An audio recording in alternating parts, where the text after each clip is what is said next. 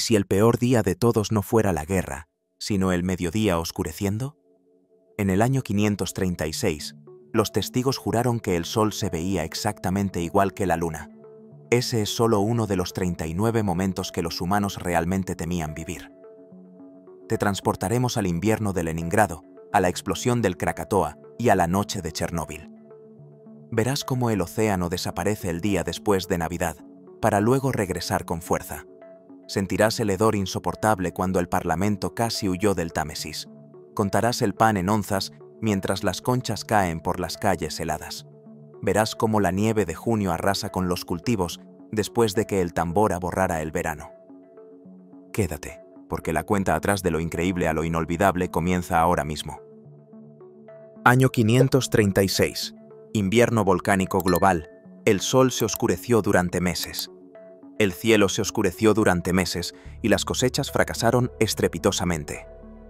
Alrededor del año 536, observadores desde Irlanda hasta Siria escribieron sobre la oscuridad. Procopio, en Constantinopla, describió un sol parecido a la luna. Los análisis posteriores de núcleos de hielo revelaron la presencia de grandes cantidades de sulfato volcánico, probablemente procedente de Islandia Casiodoro, en Italia, suplicaba por grano mientras el invierno se prolongaba. Los anillos de los árboles muestran un enfriamiento extremo, estrechando el crecimiento en los bosques del norte. Tras la hambruna, décadas después llegó la peste, que agravó aún más la miseria. Imaginen el crepúsculo del mediodía alterando mercados, ejércitos y la frágil logística medieval. Cuando volvió a salir el sol, las sociedades ya se habían reconfigurado bajo presión. La peste negra 1347 a 1351. La población de Europa se desploma, el orden se tambalea. El tejido social de Europa se desgarró cuando la peste mató hasta a la mitad de la población. Llegó a través de barcos genoveses después de Cafa, extendiéndose a través de los puertos. En Florencia, Boccaccio describió cómo los vecinos evitaban incluso a los amigos moribundos. La Yersinia pestis se transmitía a través de las pulgas de ratas y humanos. El clero, los comerciantes y los sepultureros se enfrentaron a la escasez, el miedo y la desconfianza. Algunas ciudades persiguieron a los flagelantes, otras pusieron en cuarentena los barcos anclados. El rey Eduardo III ordenó una limpieza. Venecia creó juntas de salud formales. El comercio se estancó, los salarios subieron más tarde y los lazos feudales se debilitaron inesperadamente. Los supervivientes reescribieron testamentos, rituales y el trabajo, remodelando el futuro de Europa. Gripe española de 1918 a 1919. Una pandemia que mató a millones. Una ola de fiebre azotó ejércitos y ciudades, y luego todo el mundo. En la primavera de 1918 surgió el H1N1. Para el otoño, las muertes se dispararon. Filadelfia organizó un desfile. Los hospitales se saturaron en cuestión de días.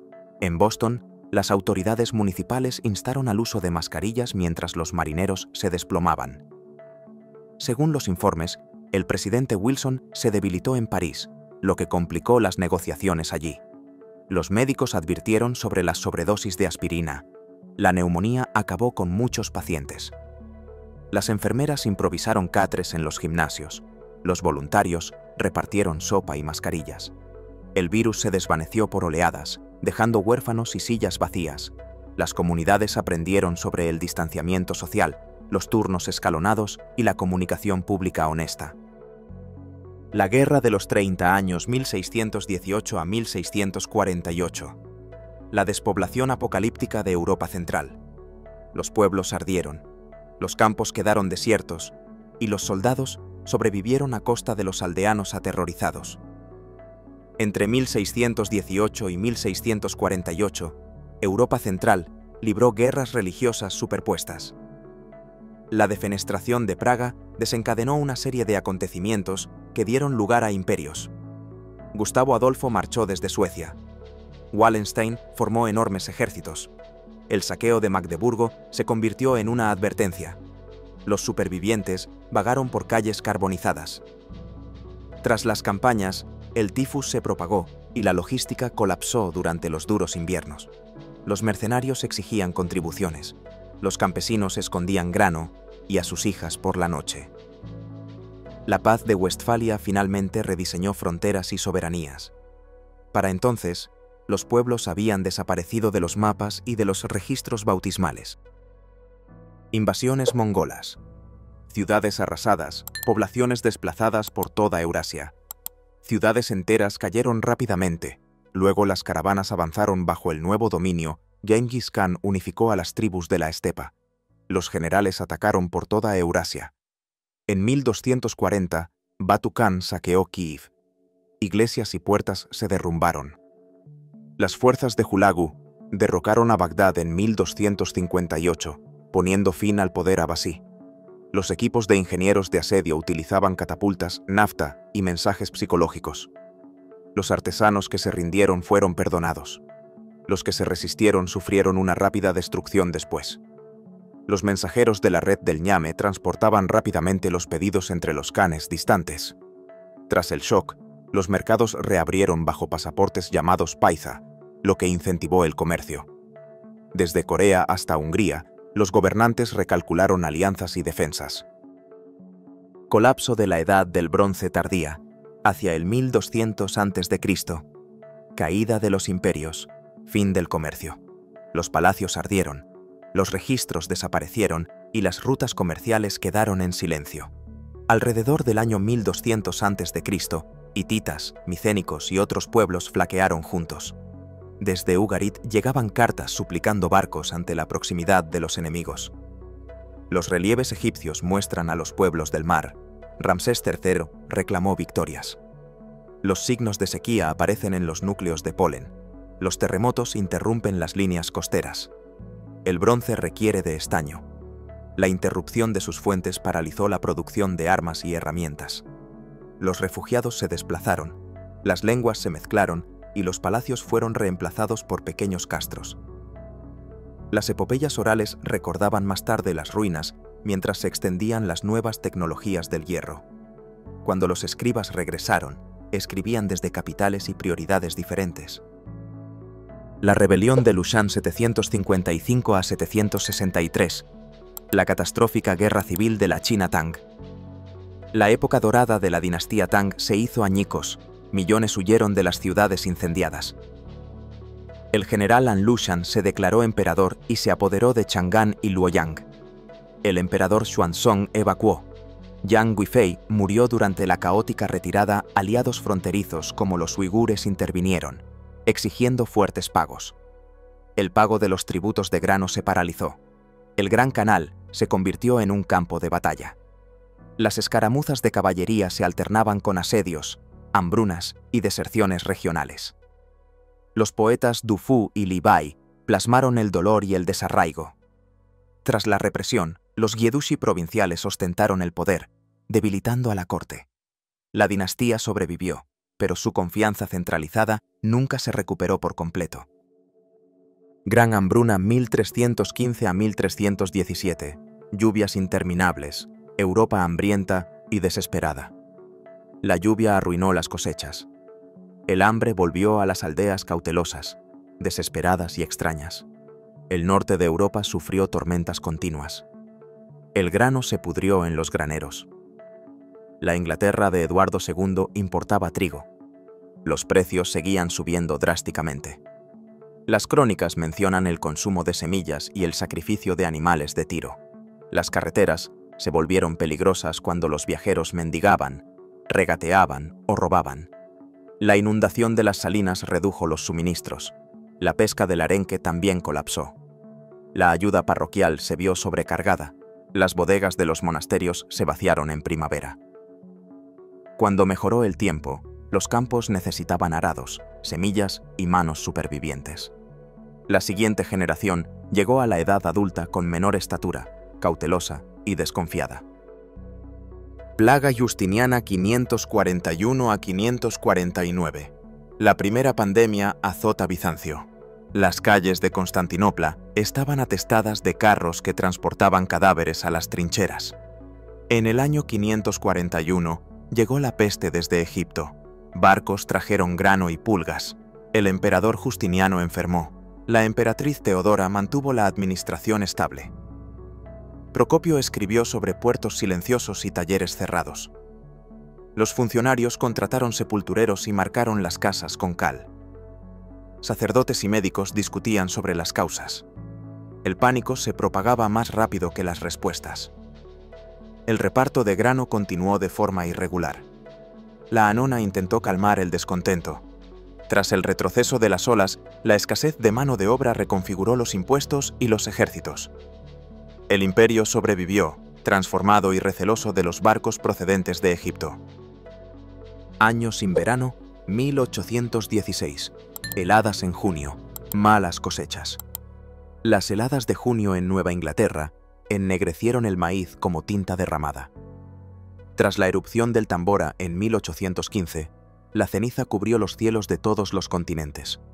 Los agricultores de Vermont se trasladaron al oeste tras repetidas malas cosechas. En Suiza, Mary Shelley escribió Frankenstein junto al oscuro lago de Ginebra.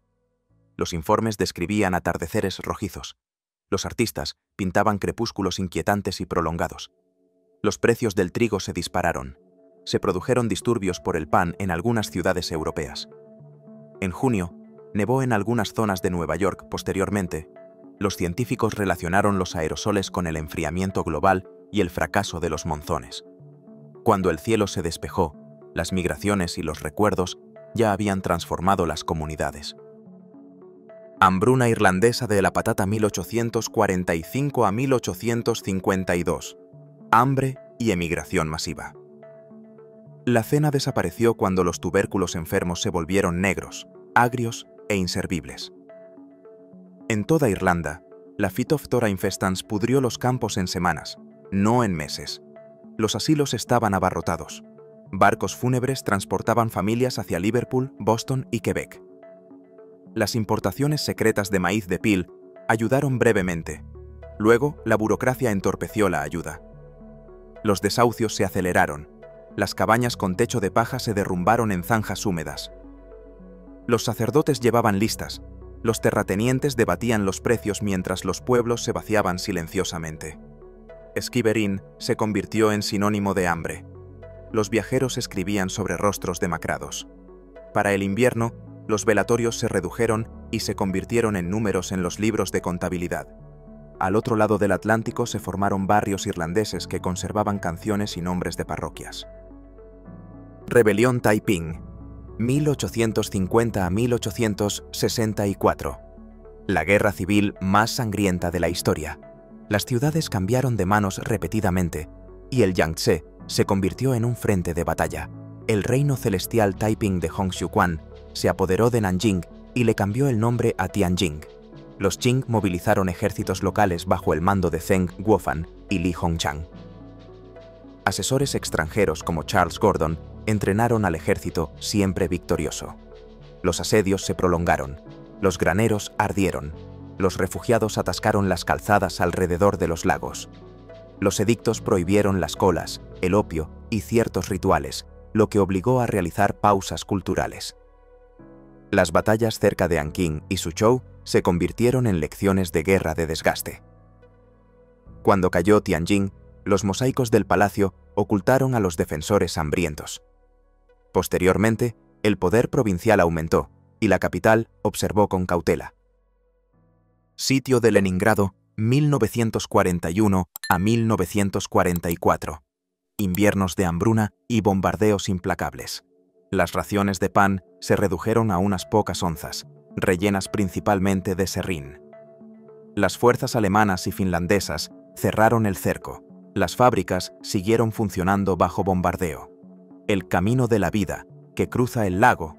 La Doga transportaba harina y niños diarios como el de Tania Savicheva contabilizaban las muertes de familiares, día tras día. Las bibliotecas permanecieron abiertas. Los músicos interpretaron la séptima de Shostakovich en medio de los bombardeos aéreos.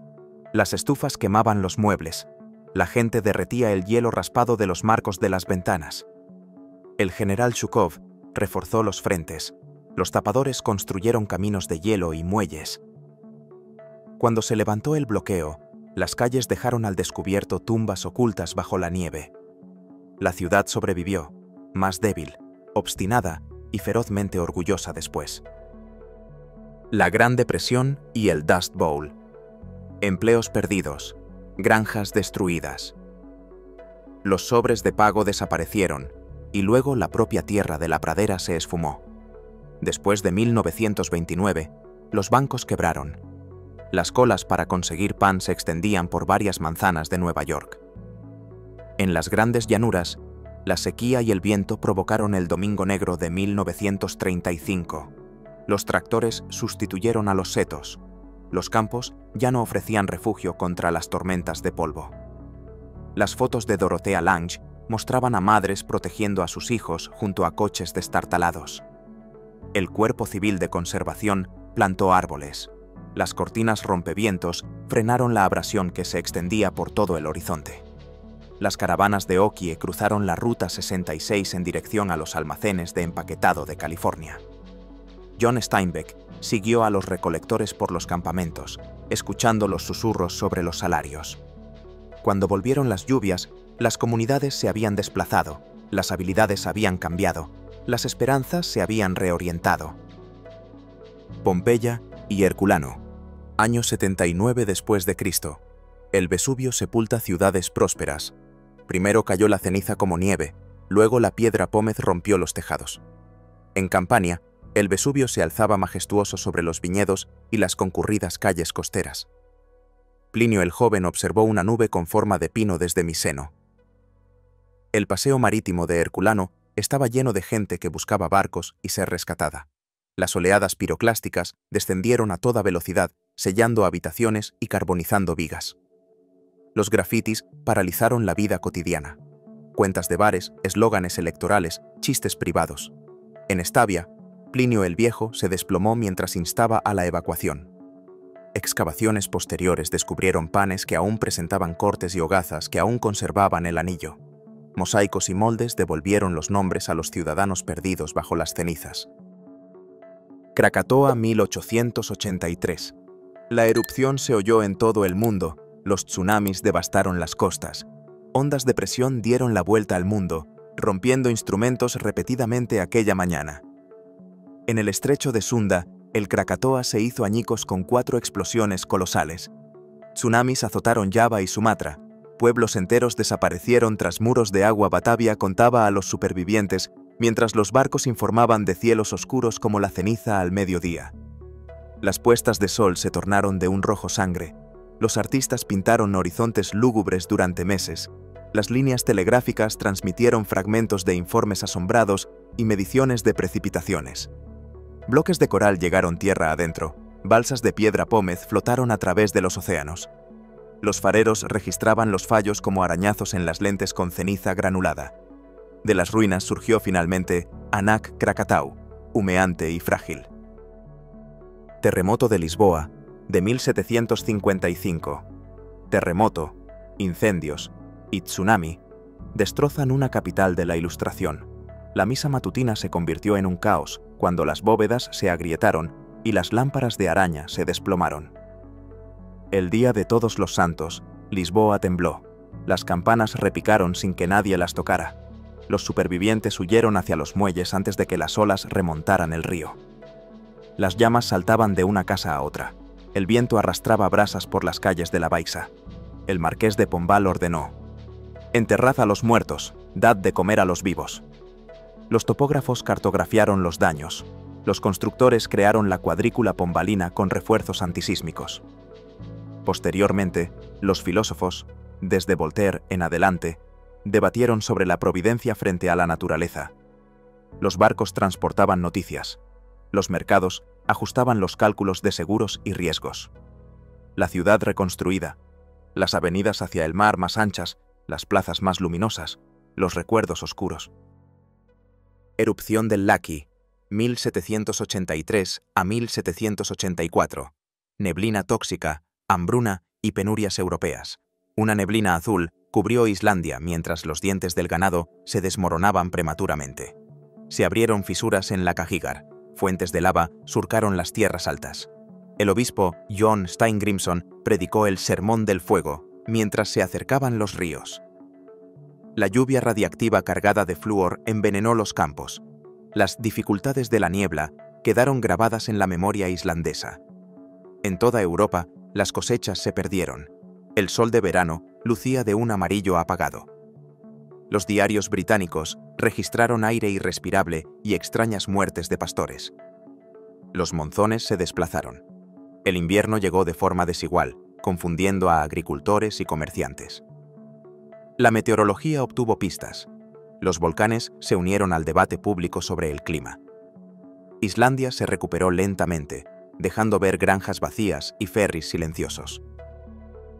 Hambruna del norte de China, 1876 a 1879. Sequía, langostas y hambruna masiva. Las lluvias fallaron repetidamente y los campos de Henan se agrietaron en placas teseladas. Las plagas de langosta arrasaron los huertos, dejando las ramas como huesos limpios. Las caravanas llevaban rumores de ayuda que llegó demasiado tarde.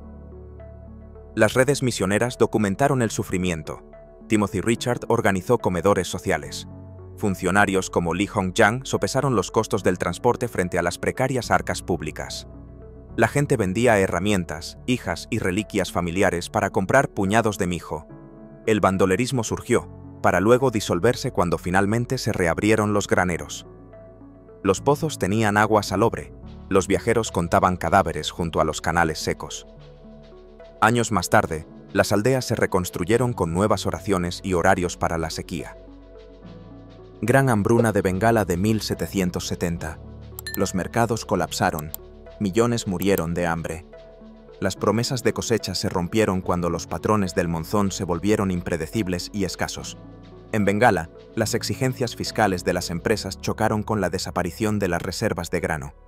Los barqueros transportaban arroz en silencio. Los mercados negros proliferaban por la noche. Llegaron a Calcuta los informes de los distritos, donde se debatieron las reducciones de impuestos y los precios máximos. Los viajeros describieron filas desoladas frente a almacenes cerrados al amanecer. Tras el hambre llegaron las enfermedades. La viruela y la disentería se propagaron rápidamente entre las chozas.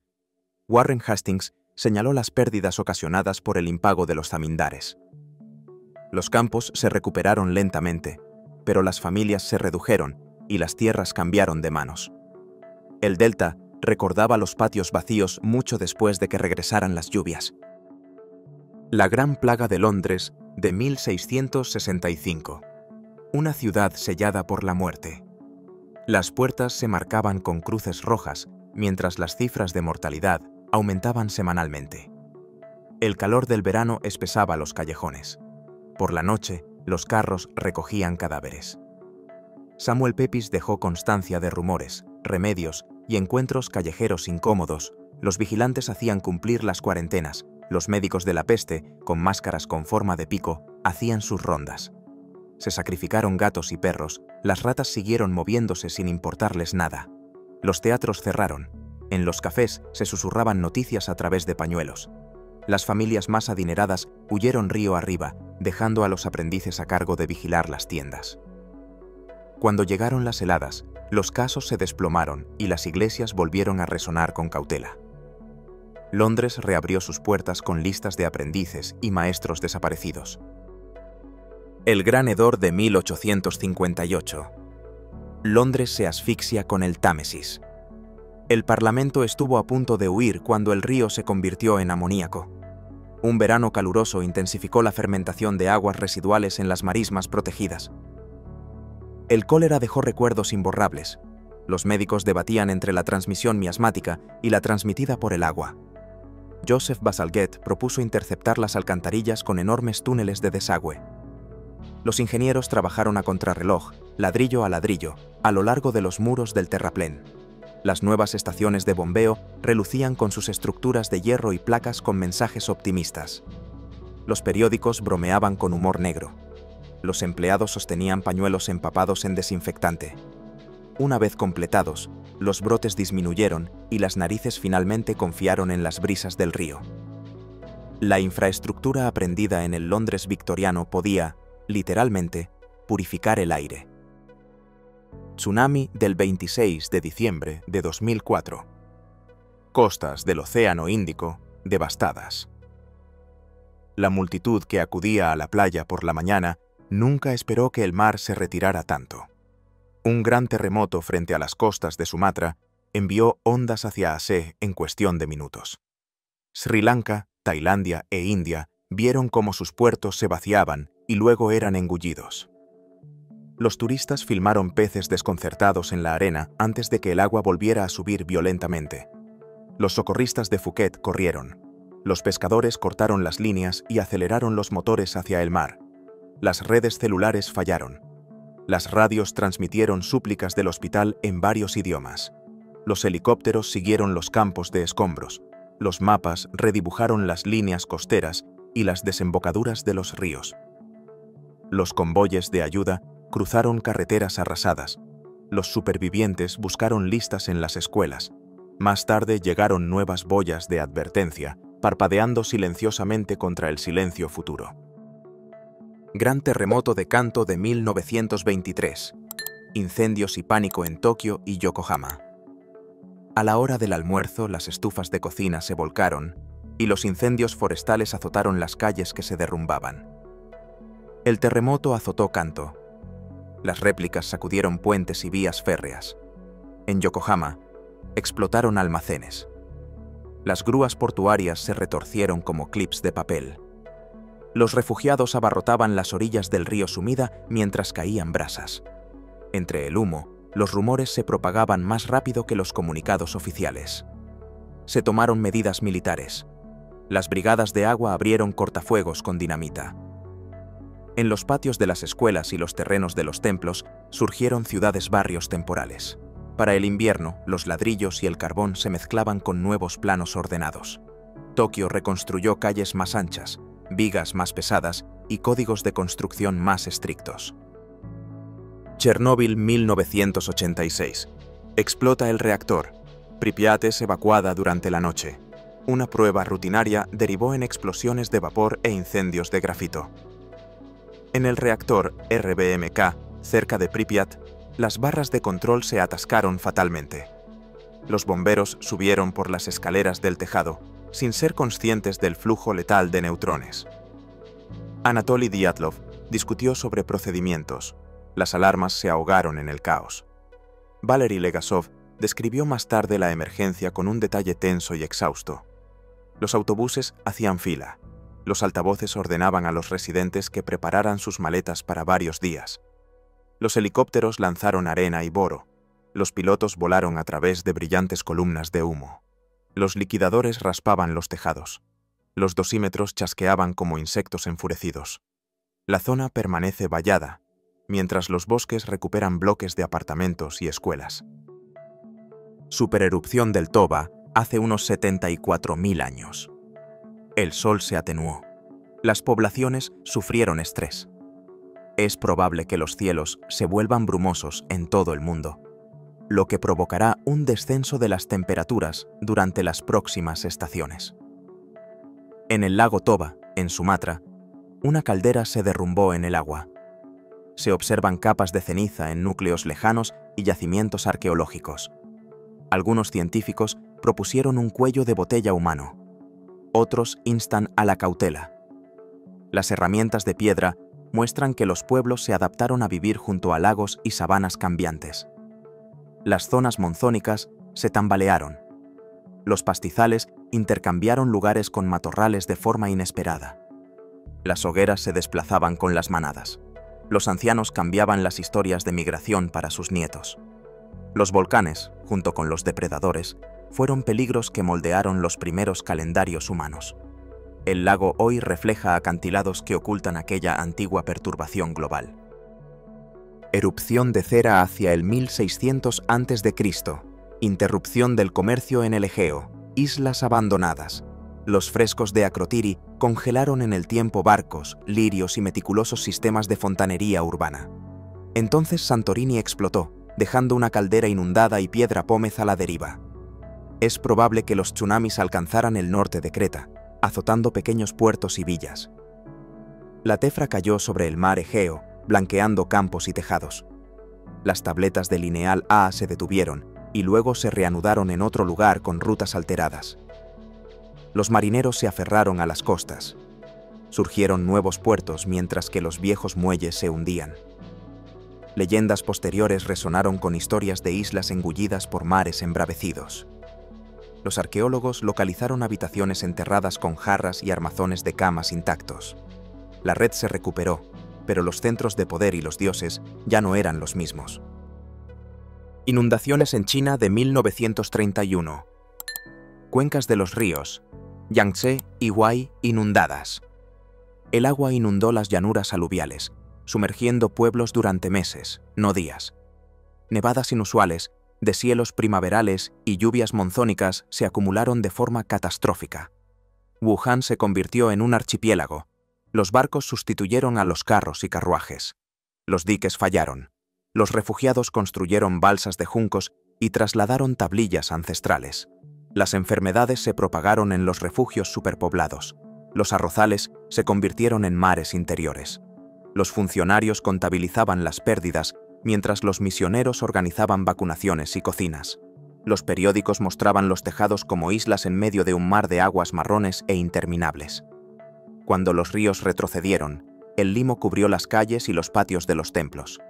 La reconstrucción implicó diques más altos, nuevos indicadores y festivales celebrados con cautela. Gran huracán de 1780. Las islas del Caribe devastadas durante meses. Los mástiles se partieron como ramitas y los fuertes perdieron parapetos enteros. Barbados, Martinica y Santa Lucía sufrieron vientos inimaginables. Los buques de guerra desaparecieron. Los planes navales en todo el Caribe cambiaron instantáneamente. Las haciendas azucareras tenían los tejados dispersos, los campos de caña aplanados hasta convertirse en esteras tejidas. Los supervivientes describieron pájaros despojados de sus alas en pleno vuelo y piedras que rodaban cuesta arriba. Los gobernadores coloniales suplicaban suministros mientras los puertos se llenaban de restos de naufragios. Los mensajes viajaban en las embarcaciones de los supervivientes, ya no a través de los mensajeros habituales. Semanas después, otra tormenta agravó aún más el dolor y la escasez. Las cartas náuticas añadieron advertencias. Los marineros leyeron el cielo con renovada humildad. El Somme 1916. Guerra industrial, barro e incesante fuego de artillería. Un bombardeo inicial prometía abrir brechas. A menudo quedaba alambre de púas. El 1 de julio, las unidades británicas avanzaron hacia las ametralladoras intactas, trincheras llenas de lodo calcáreo. Nombres como Mametz y Thiepval quedaron grabados. Los ataques franceses cerca del río Somme avanzaban con paso firme. Los bombardeos sigilosos impartieron lecciones sobre metros, minutos y sincronización. Los tanques aparecieron en Flers-Courcelette, rompiendo cables pero a menudo atascándose. Los camilleros se arrastraban durante las noches, susurrando nombres entre las explosiones de los obuses. Meses después, las líneas se desplazaron kilómetros a un coste igual para todos.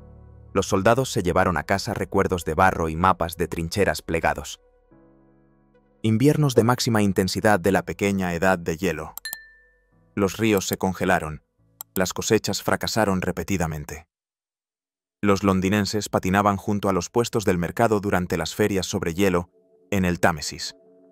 Los pintores holandeses plasmaron canales atestados de trineos y chimeneas humeantes.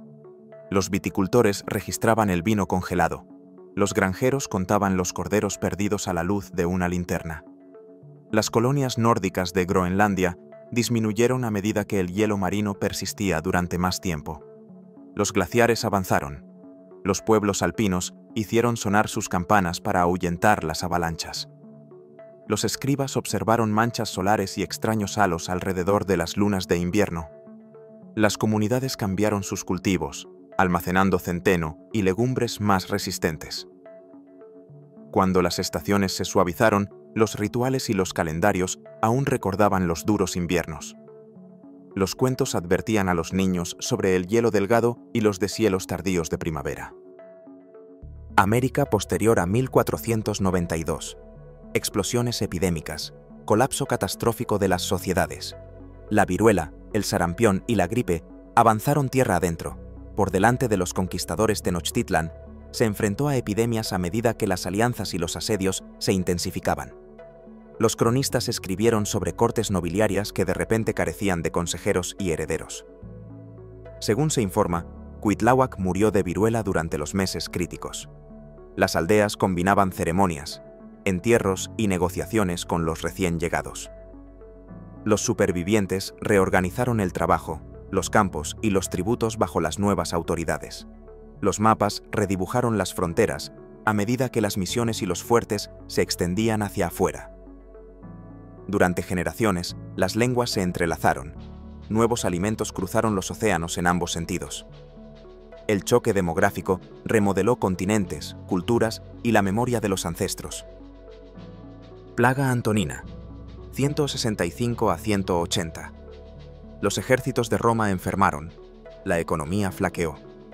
Las legiones que regresaban del este trajeron consigo una enfermedad devastadora hacia el oeste galeno, describió fiebre, pústulas y debilidad persistente después de la recuperación.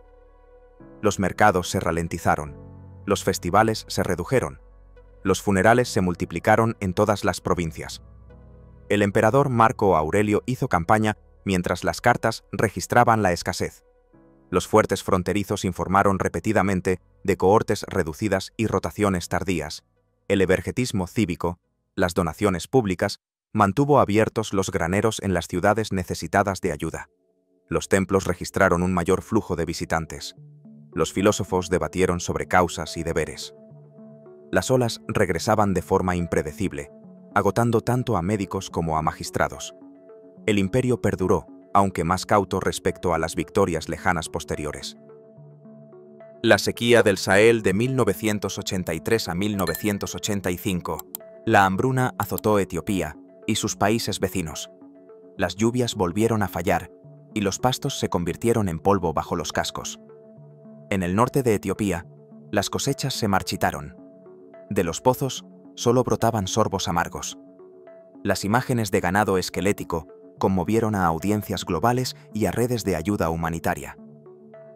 Los convoyes avanzaban lentamente por las carreteras de montaña. Los vuelos de transporte aéreo recorrían estrechas pistas de aterrizaje en las tierras altas. Los aldeanos caminaron durante días hasta los puntos de distribución señalizados con lonas. Los mapas mostraban el desplazamiento de las líneas de hambre, tras la ausencia de las lluvias de Mejer. Los ancianos de la comunidad racionaron las semillas, temiendo otra temporada de siembra infructuosa. Cuando volvieron las lluvias, llegaron de forma irregular, desigual y a veces demasiado tarde. Las lecciones sobre alerta temprana y logística se pusieron en práctica. Gran helada de 1709. El invierno más frío de Europa acabó con las cosechas y el ganado. Los ríos se congelaron. La gente cruzó a pie el Adriático helado. En Francia, el vino se congeló en los barriles y las botellas se rompieron estrepitosamente. Los olivares se marchitaron. Las reservas de semillas disminuyeron antes de la primavera. Los mensajeros entregaron cifras escalofriantes. Los obispos organizaron cocinas de emergencia. Se produjeron disturbios relacionados con el pan. Los soldados custodiaban los molinos y los cruces de los ríos. Los pájaros caían en pleno vuelo. Los peces se congelaban bajo los cristales translúcidos del río. Incluso los lobos, desesperados y audaces, se aventuraban en las aldeas. La recuperación requirió la replantación de setos y la reconstrucción de injertos en el huerto. El año permaneció en los proverbios mucho después de que el hielo se derritiera. Inundación de Santa Lucía de 1287. Las tierras bajas holandesas quedaron inundadas de la noche a la mañana. Una tormenta del Mar del Norte se propagó durante la noche a través de diques debilitados. El agua labró nuevos canales, formando el Zuiderzee a partir de los pastos. Los pueblos desaparecieron. Las torres de las iglesias se convirtieron en solitarios hitos en la costa. Los comerciantes trasladaron sus almacenes tierra adentro, a lo largo de las calzadas que aún se conservaban. Los cronistas lo atribuyeron a la negligencia. Posteriormente, los ingenieros cartografiaron antiguos hundimientos de turba. Los transbordadores transportaron a los supervivientes a los montículos de Terp y a los poblados situados a mayor altitud. El comercio continuó desde nuevos puertos. Las flotas de arenque adaptaron rápidamente sus rutas. Los gremios financiaron diques más robustos con compuertas y esclusas. La línea costera cambió para siempre, y los mapas, a regañadientes, la siguieron. Gran inundación del Mississippi de 1927. Fallan los diques. Pueblos del delta quedan sumergidos. Los indicadores del río superaron las marcas. La arena brotaba silbando entre las grietas. Cuando fallaron los diques, los tejados se convirtieron en muelles para esquifes. Las ciudades río arriba permanecieron secas. Las granjas río abajo desaparecieron bajo el limo. En Caernarvon, los ingenieros abrieron una brecha en un dique para salvar Nueva Orleans. Los aparceros acamparon en los terraplenes. Los comedores sociales distribuyeron cupones de racionamiento. Herbert Hoover organizó los esfuerzos. Los barcos fluviales transportaban suministros entre las ciudades. Posteriormente, los músicos de blues llevaron consigo los recuerdos de las inundaciones a lo largo de la autopista 61. Posteriormente se construyeron nuevos aliviaderos y canales de alivio, lo que provocó la modificación permanente de los mapas de riesgo.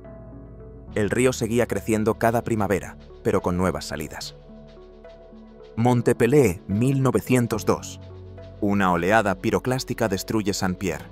Las papeletas de la mañana y las cestas de la compra se convirtieron en cenizas en cuestión de minutos. Una nube resplandeciente dejó atrás a caballos, calles en llamas y mástiles portuarios. El teatro, la catedral y los almacenes de Saint-Pierre desaparecieron entre una nube de polvo hirviente. Solo unos pocos sobrevivieron, entre ellos el prisionero Louis Auguste Siparis. Los telegramas llegaron tarde. Los barcos en alta mar presenciaron el incendio que abarcó toda la ciudad. El volcán había enviado señales de advertencia, caída de ceniza, azufre y noches de estruendo. Las autoridades tranquilizaron a los votantes. Entonces la montaña decidió lo contrario. Posteriormente, los científicos trazaron un mapa de los canales que canalizaban las oleadas letales hacia el centro de la ciudad. El cráter aún humea sobre silenciosos monumentos conmemorativos y carreteras reconstruidas. Fiebre amarilla en Nueva Orleans, 1853. Murió 1 de cada 10 personas. Las campanas de verano repicaban sin cesar mientras los coches fúnebres recorrían Chartres. Yellow Jack odiaba a los recién llegados. Después, la ciudad los llamaba aclimatados. Los mosquitos proliferaban en cisternas, canaletas y patios sombreados. Los médicos discutían sobre el miasma mientras las enfermeras aplicaban compresas a los enfermos con fiebre a medianoche. Se reforzaron las cuarentenas en el río. El algodón seguía exigiendo ser cargado. Los registros parroquiales documentaban cómo las familias se iban reduciendo manzana tras manzana. Los supervivientes obtenían un certificado sombrío, una inmunidad muy valorada por los empleadores.